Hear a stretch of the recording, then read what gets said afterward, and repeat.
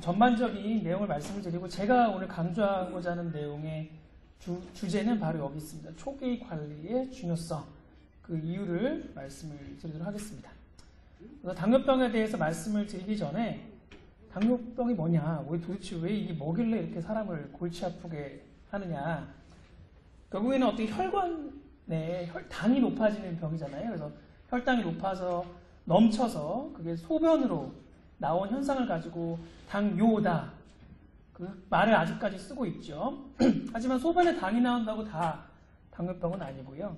당뇨병이 있다 하더라도 소변에 당이 나오지 않을 수 있습니다. 하지만 예전에 그런 현상들을 가지고 계속 지금까지 질병명으로 쓰고 있는데, 결국에는 혈관 내에 고혈당이 계속 흐르다 보니까 자꾸 수도관에 녹이 슬듯이 혈관에 녹이 스는 병이다.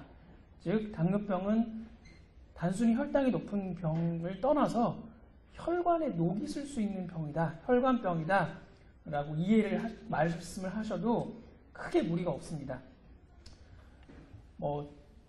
처음부터 이렇게 제가 좀 겁을 드리는 말씀을 드려서 죄송한데, 혈관 합병증에 그럼 뭐가 있느냐?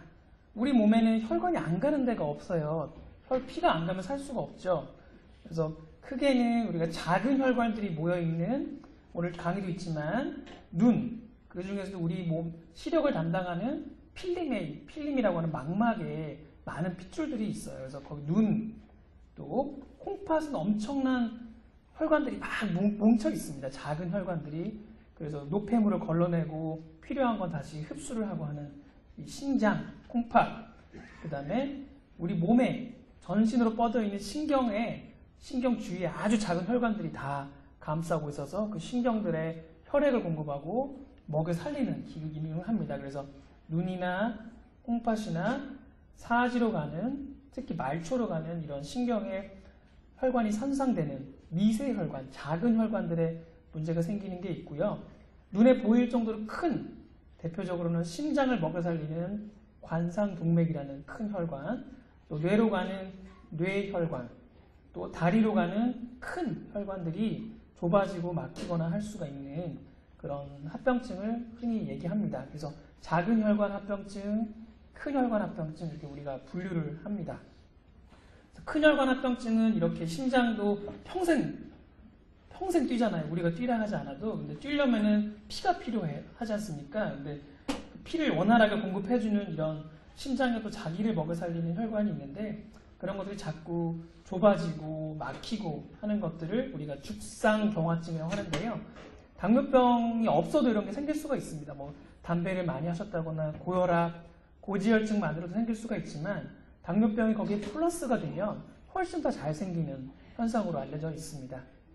그 다음에 방금 말씀드린 게 심근경색, 협심증이라는 것은 당뇨병 합병증이지만 당뇨병이 없는 사람들도 생길 수가 있고, 당뇨병이 있고 조절이 잘 안 되면 그 위험도가 증가한다. 큰 혈관에 생기는 문제다. 그리고 뇌로 가는 혈관들도 좀 크죠. 눈으로 보이는 혈관들인데 마찬가지로 좁아지고 막히고 하면서 우리가 흔히 말하는 중풍, 뇌경색 이런 것들도 당뇨병 환자에서만 생기는 건 아니지만 당뇨병이 조절되지 않으면 한 2~3배가량 늘어난다라고 되어 있습니다. 그다음에 미세혈관 합병증은 우리가 아까 말씀드린 우리 노폐물을 걸러내는 작은 혈관들이 엄청나게 모여있는 이 콩팥에 고혈당, 당뇨병이 조절되지 않으면 심하게는 이제 혈액을 거르는 투석 치료도 하는 원인 중에 1등 원인이 바로 당뇨병이고요. 그다음에 어르신들 발이 내 발 같지 않아요. 모래 위를 걷는 것 같아요. 밤에는 수면 양말을 신지 않고서는 잘 수가 없어요. 저리고 따갑고 아프고 그래서 많이 불편들 하십니다. 그게 바로 신경 주변에 있는, 특히 말초, 다리, 되게 다리부터 와요. 그 다음에 손, 우리 몸에서 심장에서 먼 혈관, 먼 신경 쪽에서부터 오는데요. 이런 신경 장애들은 또 당뇨병 환자들에게만 조절되지 않았을 때 발생하는 현상들입니다. 또 두 번째 강의인 눈, 우리 몸의 필름이라고 할 수 있죠. 카메라의 필름이라고 할 수 있는 그 상이 맺히는 곳에도 작은 혈관들이 이렇게 쭉쭉 뻗어 있어요. 이건 정상적인 혈관인데 이렇게 보면은 막 빨간색들이 막 터져 있고 생겨 있고, 이렇게 되면은 어디선가 진행되기 전까지는 본인이 모릅니다. 나 시력 괜찮은데 왜 자꾸 병원에서 눈 검사하라고 하지. 하지만 찍어보면은 막 이렇게 심해져 있고 그런 경우가 꽤 종종 있습니다.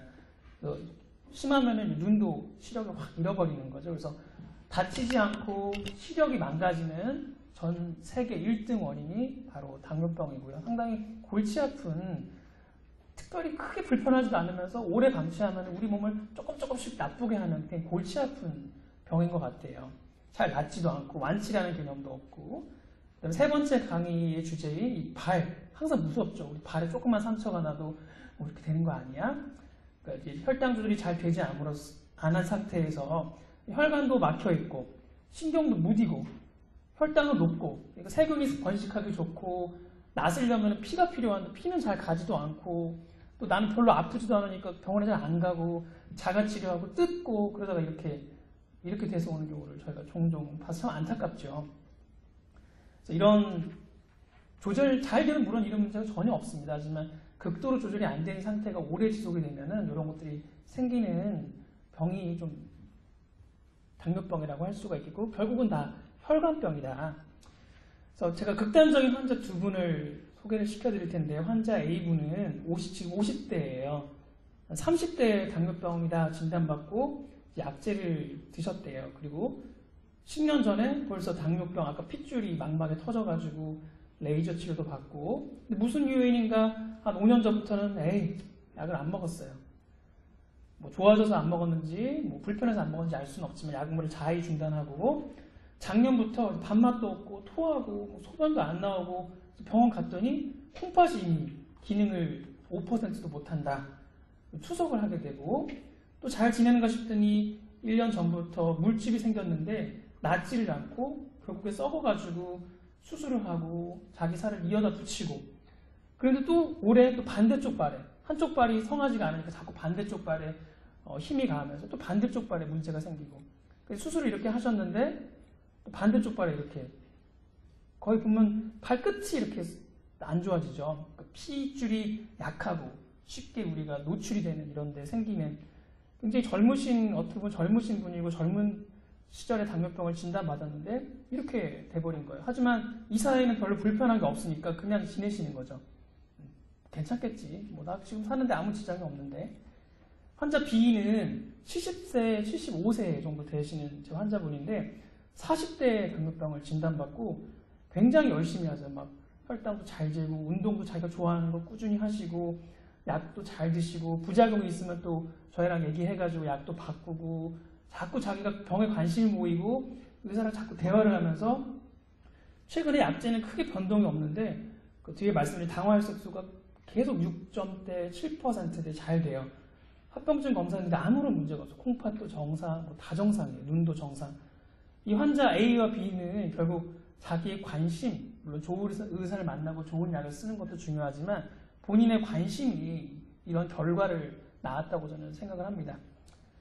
그래서 우리가 새 차를 사잖아요. 새 차를 사는데 어차피 차는 연식이 되고 낡아지고 고장날 수밖에 없는데 자기가 어떻게 관리하냐에 따라서 이렇게 중고차, 새 차 같은 중고차가 될 수도 있고 몇 년 타지도 않았는데 이렇게 낡은 차처럼 돼볼 수 있는 거죠. 그래서 같은 당뇨병이라 하더라도 본인이 또 좋은 의사, 좋은 약제, 자기에 맞는 약제를 어떻게 쓰냐에 따라서 그 운명은 천차만별로 갈린다. 당뇨병이라고 다 무서워할 건 아니다. 내가 낫지는 않는 병이지만 그 병을 갖고 건강인과 똑같하게 살 수 있다. 라는 점을 말씀을 드리고자 합니다. 여기 많은 어르신들이 오셨는데 굉장히 당뇨병이 많아지고 있어요. 뭐 과거 자료긴 하지만 10명 중 1명 성인에서 당뇨병이다. 최근에는 뭐 7명당 1명이다. 자꾸 늘어나요. 근데 심지어는 더 심각한 거는 자기가 증상이 잘 없기 때문에 10명 중에 3명은 내가 검사를 해봤는데 내가 당뇨병? 근데 자기가 몰라요. 자기가 모르는 경우가 많고 진단을 받다 하더라도 여러 가지 이유로 잘 조절이 안 되는 경우가 많습니다. 바쁘고 이제 그런 거죠. 근데 이런 당뇨병이 누가 더 증가하는가 보면은 안타깝게도 우리 젊은 시절에 자식들 뒷바라지하고 열심히 해오셨던 60대, 70대 어르신들이 최근에 당뇨병을 많이 진단받고 있어요. 물론 젊은 사람들도 많이 증가하지만 대부분의 차지하는 당뇨병 인구는 좀 5, 6, 70대가 많다 그 이유가 무엇인가?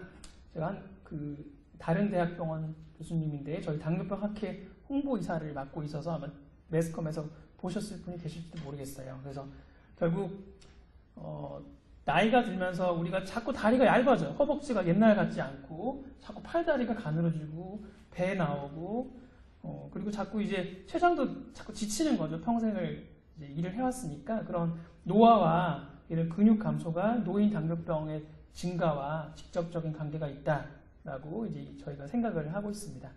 하지만 여러 연세 드신 분, 어르신들은 그래도 이렇게 건강하게도 오시고 자기 병에 관심을 기울이시지만 젊은 층, 저 같은 젊은 사람들은 상당히 관리가 안 돼요. 이제 막 사회생활에서 열심히 일을 해야 되고 회식도 해야 되고 윗상사도 잘 보여야 되고 그러니까 자기 몸 관리할 시간이 없는 거예요. 다른 사람들 돌보느라고. 젊은 상에서 상당히 관리가 안 됩니다. 그래서 나중에 아까 첫 환자 A처럼 나중에 그게 문제가 돼서 우리한테 돌아오면은 굉장히 사회적으로 문제가 되는 거죠. 막 일할 나이에 일을 못하게 되고 여러 문제들이 생기니까요. 또 비용도 굉장히 많이 들어가고 그래서 젊은 층에서 상당히 문제다라고 할 수가 있습니다.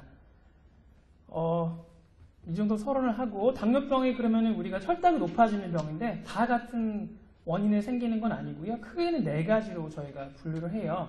1형, 2형, 임신해서 걸리는 당뇨병, 기타 다른 원인의 당뇨병, 뭐 약을 잘못 먹었다든지 아니면 옆에서 췌장 건강검진하고 있는데 췌장을 잘랐다든지 이런 4가지로 분류를 합니다.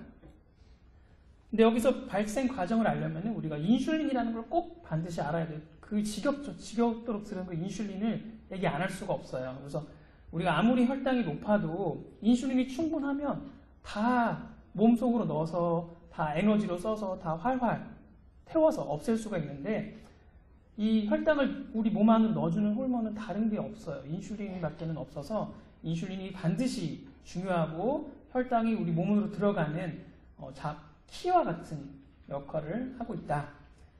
근데 왜 당뇨병이 왜 생길까요? 인슐린이 없으면 생기겠죠. 아무리 내가 건강해도 인슐린을 만드는 어떤 공장에 문제가 생기면 혈당이 아무리 높아도 세포 내고 들어갈 수가 없고요. 인슐린은 그래도 어느 정도 있어요. 이 빨간색 자주색이 있는데 인슐린이 말을 안 들어요. 키가 안 맞아요. 열 수가 없어요. 우리 몸의 세포에. 인슐린에 우리가 거부한다. 인슐린에 반항한다. 인슐린에 저항한다. 그래서 인슐린 저항성이란 말을 현재 쓰고 있습니다. 인슐린 저항성은 키가 안 맞는 거예요. 인슐린이 있는데도 세포가 입을 벌리지 않아요. 나 너한테 말 안 들을래. 허락할 수 없어. 자꾸 세포 내에 못 들어간 혈당이 둥둥 이제 피 속에 떠다니는 거죠. 그래서 1형 당뇨병은 옛날에는 소아당뇨병이라고 했어요. 소아에서 많이 걸리고 하지만 성인에서도 생길 수가 있습니다. 그래서 우리 췌장에서 인슐린이 만들고 다른 데서는 인슐린 만드는 장기가 없어요. 그래서 췌장이 공장이라고 얘기를 하시는데 공장에 인슐린 만드는 세포만 다른 건 다 멀쩡한데 인슐린 만드는 공장만 탁탁탁 선택적으로 파괴가 되는 병이에요. 대개는 자가면역 질환에 의한 거고 자기 몸이 자기 췌장 공장을 나무로 인식해서 너 왜 나쁜 놈이 우리 몸에 있어? 그래서 막 공격해요. 깨지죠. 주로 소아에서 많이 걸리지만 성인에서도 생길 수 있다. 절대적인 인슐린 부족이에요. 공장이 없기 때문에 인슐린을 맞지 않으면 살 수가 없어요. 죽어요. 버틸 수가 없어요. 병원에 안 오고는 100일도 못합니다. 너무 힘들어가지고. 2형 당뇨병은 그래도 인슐린 공장이 어느 정도는 돌아가요. 근데 그게 키를 열 정도의 모든 그 세포의 키를 열 정도로는 부족해요. 그래서 인슐린이 말을 잘 듣지 않으니까 공장은 자꾸 돌아가요. 그래? 네가 얘기나 내가 얘기나 보자. 자꾸 만들어요. 자꾸 만드는데 그게 충분하지 않은 거예요. 그래서 인슐린을 반드시 맞아야 되는 건 아니지만 부족하면 약제로 되지 않으면 인슐린을 쓸 수도 있는 당뇨병이다. 대개는 비만이나 노화와 관계가 있다고 그러고요. 이렇게 뚱뚱해지면 인슐린이 잘 말을 안 들어요. 그리고 인슐린이 조금 어느 정도 작동을 해도 들어갈 공간, 제일 많은 건 근육이죠. 근육이 없으면 늘 곳이 없으니까 곡간이 없으니까 자꾸 넘치는 거죠. 그런 비만이나 노화에 따른 근육 감소들이 인슐린 저항성의 원인이라고 현재 저희들이 생각을 하고 있습니다. 그래서 비만이나 어떤 서구화된 생활습관, 옛날에 보릿고개 못 먹었다가 잘 먹으니까 우리 옛날에 보릿고기에 익숙해져가지고 공장이 딱 그만큼만 딱 세팅이 되어 있는데 자꾸 먹을 게 많아지니까 이제 못 버티는 거죠. 내 공장은 지금 100밖에 일할 수가 없는데 200이 들어오니까 부담을 받게 되는 거죠.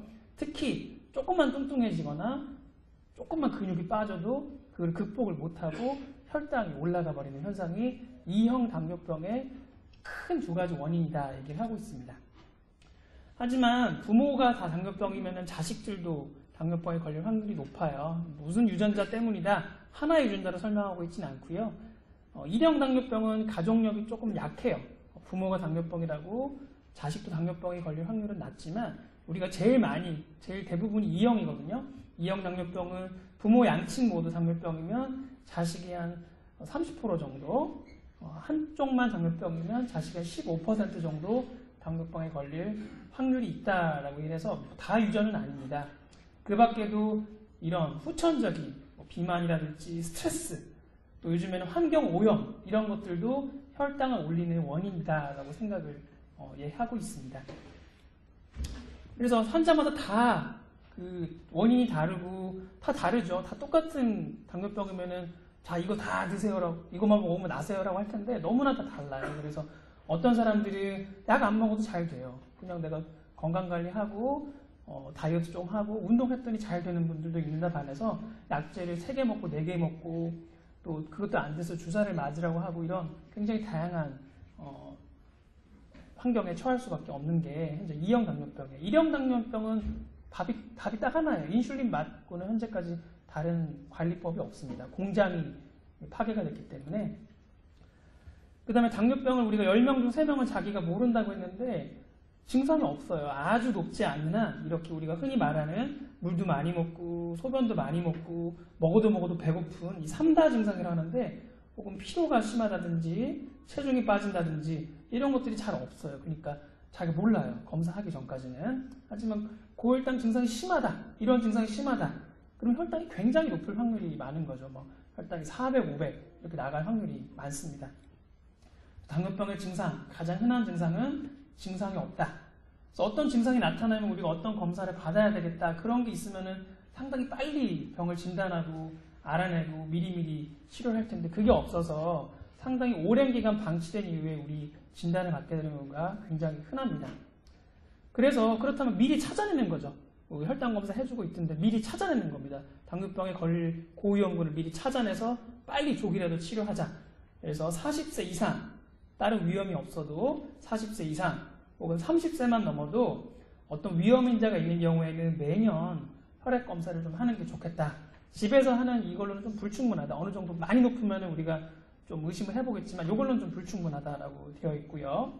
그래서 어떤 사람이 고위험군이냐? 체중 많이 나가는 사람, 부모님이 당뇨병 있는 사람, 과거에 혈당이 조금 경계치로 높았던 사람, 고혈압이나 고지혈증, 내가 뇌졸중, 심근경색 이런 게 있는 분들은 좀 검사를 해보는 게 좋겠다라고 하고 있고요. 검사는 공복 8시간, 물은 먹어도 되고요. 그다음에 경구당 부하검사라고 저거 일정량의 포도당을 먹인 이후에 검사를 합니다. 식후 2시간 이거는 혈당 지금 당뇨병 진단에 쓰지는 않습니다. 그리고 혈당은 막 변하니까 3개월간의 평균 혈당인 당화 혈색소를 측정을 하는데요.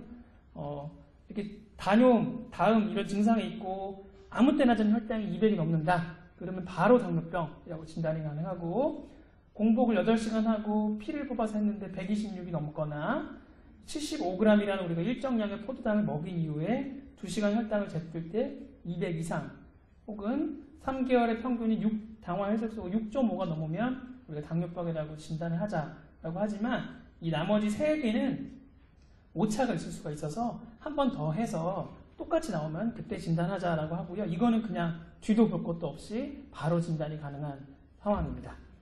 당화혈색소가 뭐냐? 우리가 빈혈, 빨간 피에 혈당이 높으면 어느 정도 당들이 붙는데 혈당이 굉장히 높으면 더 많이 붙겠죠. 막 붙어요. 근데 이 빨간 피의 수명이 3개월이에요. 120일. 그러니까 이걸 검사하면은 내가 그동안에 평상시에 얼마나 평균적으로 혈당이 높았나를 알 수가 있는 수치입니다. 그래서 당화혈색소 보통 우리가 6 넘으면은 안 되거든요. 6 이하가 나와요. 엄밀하게 5.6 이하가 나오는데 6.5부터 저희가 당뇨병 의심하고 진단하는데 일씩 뛸 때마다 내 평균 혈당이 30씩 높구나. 평균적으로 뭐 식전 식후 다 합산해가지고 높으면 높을수록 좋지 않구나. 내가 그동안 안 됐구나. 자기가 이게 몇 퍼센트에 해당되는지 항상 관심을 기울이셔야 되고요. 이게 많이 감소를 하면은 여러 가지가 다 좋아지는 걸로 돼 있는데요. 안타깝게도 초기 당뇨병은 이 당화혈색소를 많이 낮추면 사망률도 줄고 심혈관 질환도 줄지만 많이 진행된 당뇨병은 뒷북치듯이 막 혈당을 잡아가지고는 미세혈관 합병증은 줄지만 이런 심혈관 합병증은 별로 못 줄여요. 그래서 당뇨병에는 골든타임이 있다. 초기에 빨리 캐치를 해가지고 초기에 열심히 해야지 작은 혈관뿐만 아니라 큰 혈관이 막히는 것도 예방할 수가 있다. 골든타임이 있다라는 점을 말씀을 드립니다. 혈당은 여러 가지 요인으로 왔다 갔다 해요. 뭐 잘 되다가도 확 스트레스 받거나 회식 한번 쫙 하면 확 올라가요. 여러 가지 요인들이 있고 자기가 혈당이 어떻게 움직이는지 자주 재는 게 상당히 좋지만 아프죠. 귀찮죠. 그래서 기본에 충실하는 것이 왕도라는 말을 저는 드리고 싶고요. 완치라는 게 아직 일반적으로 없는 개념의 병이기 때문에 약만 복용하는 것 이외에 환자분이 조금 노력을 해주셔야지 조절이 되는 병이고요. 결국 당뇨병 관리는 합병증을 치료하는 게 아니에요. 뭐 치료도 할 수가 있겠지만 좋아지지 않아요. 합병증을 안 오게 하는 예방적 개념의 치료가 목표가 되겠습니다. 보통은 우리가 잘 될 때는 공복이 한 80에서 130, 식후는 한 요 정도, 당화혈색소는 한 6.5 내지 7 이하를 권고하지만 이것은 조금 환자마다 다를 수가 있습니다. 일반적인 목표를 말씀을 드리고요. 어떤 선생님이 이런 말씀하셨어요. 당뇨병은 허리둘레와 허벅지 둘레와의 끝없는 싸움이다. 그래서 허리는 딱 줄이고 허벅지는 두껍게 하는 게 혈당을 좋게 하는 약물 치료 말고 가장 좋은 방법이다라고 당뇨병 대가가 얘기를 하신 겁니다. 우리나라에. 그래서 많은 당뇨병 약들이 나와 있어요. 점점 더 옛날보다 많이 좋아졌어요. 그래서 이런 약제들을 저희가 환자에 맞게 쓰려고 하고요. 대부분의 효능이 인슐린을 나오게 하거나 인슐린의 말을 잘 듣도록 하거나 이런 것들을 저희가 목표로 하고 약을 씁니다. 하지만 약이라는 거는 부작용이 있기 마련이에요. 부작용이 없는 약은 없어요. 하지만 그 부작용을 잘 알고 저희가 쓰고 부작용이 발생했을 때 얘기를 하시면 그럼 이 약이 안 맞는구나. 다른 걸로 바꿔야지. 이런 얘기를 하지. 안 맞는다고 에이 나 병원 안 가 이러시면 아까 환자 A처럼 돼요. 그래서 항상 얘기를 하십시오. 많은 부작용들이 있고 저희 다 알고 있으니까 얘기하시고 합당하다 그러면 약을 변경할 수 있습니다. 그리고 인슐린 치료는 꼭 써야 되는 상황들이 있고요. 이런 1형이라든지 2형도 조절이 안 되면 쓰는데 제일 중요한 거는 2형 당뇨병도 조절이 안 되면 고혈당을 오래 방치하면 췌장이 지쳐버려요. 지쳐버려요. 그래서 빨리 혈당을 정상화하면 자기 췌장이 어느 정도 숨을 쉬고 회복을 합니다. 빠른 혈당 강화 효과를 처음에 딱 내면은 인슐린 처음에 쓰다가도 자기 췌장이 이제 살아나요. 그러면 인슐린도 끊고 그럴 수가 있지만 약을 2개 쓰고 3개 쓰고 안 돼서 인슐린 쓰는 분들은 다시 인슐린 끊기란 조금 쉬운 일은 아니고요. 그래서 인슐린을 한 번 맞는다고 평생 맞는 것은 아니다. 처음에 맞고 끊는 경우가 분명히 있고 고혈당이 심하면 불을 끄는 개념으로 인슐린을 저희가 권유를 한다.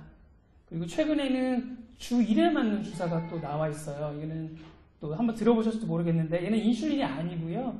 그 췌장을 보호해주는 어떤 호르몬이에요. 우리 몸에 나오는 호르몬인데 그거를 외부에서 넣어주는 거고 주 1회만 맞으면 돼요. 그래서 일부 환자들은 인슐린을 끊고 이걸로 대체하기도 하지만 모든 환자분들이 다 여기에 해당되는 건 아닐 것 같아요. 그래서 이거는 환자마다 다르다. 마지막으로 민간요법 말씀을 드릴 텐데요. 민간요법 경험하신 분들 굉장히 많으실 거예요. 되게 80% 정도는 다 해본 적이 있는데 해본 적들도 효과를 보면은 대부분 효과가 없어요. 그리고 오히려 악화가 됐다고 말씀하시는 분들도 많습니다. 뭐 좋아졌다, 이거 먹었더니 좋아졌다, 그렇게 말씀하시는 분도 있는데 예전부터 뭐 많이 보셨죠? 뭐 뽕잎, 돼지감자, 여주 유행하고 있어요. 돌고 돌아요. 옛날에 요거 돌아요.